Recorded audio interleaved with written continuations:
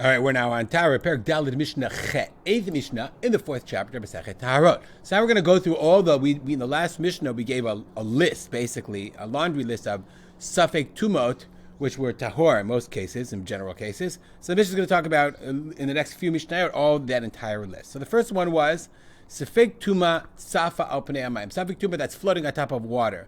Jumped into the water, and then you see there's a sheretz floating on the water. Disgusting. Did you touch it or not? I don't really know. So says the Mishnah.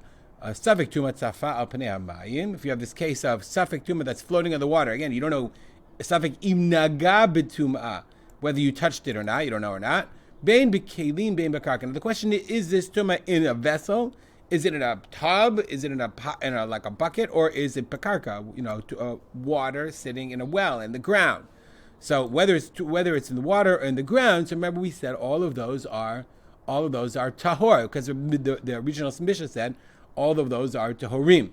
Okay, says bein b'kelim bein b'karka, bein shamayim b'kelim, whether the water is in a vessel, in a kli, bein shamayim b'karka, whether it's in the ground, tahor. Why the chashiv ki'ilu ein makom l'tumah? It's like there's no set place for the tumah. It's floating around the water, so therefore we don't have to assume you touched it. Rabbi Shimon kelim tamei. Rabbi Shimon says if it's in a kli, it is tamei. Why ki'ilu yesh makom l'tumah? But ubekarka, if it's in the ground, if it's like a swimming pool in the ground, then safek tumah is tahor. Rabbi Yehuda says it's not ground or not ground, but safek yuridato tamei, usafek aliyato tahor.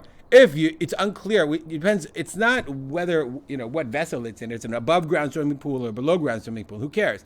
Is it the safek? Did the safek come about when you went into the water? You read that go down, or when you went out of the water? Aliyato, when you went out. It's interesting. He says, Bartuder says, when a person goes into the water, everything sticks to you.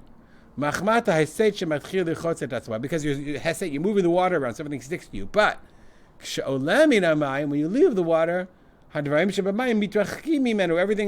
moves away from you. So I guess the waves that you cause everything to move away from you. Although I don't know why that's not true in when you go in either.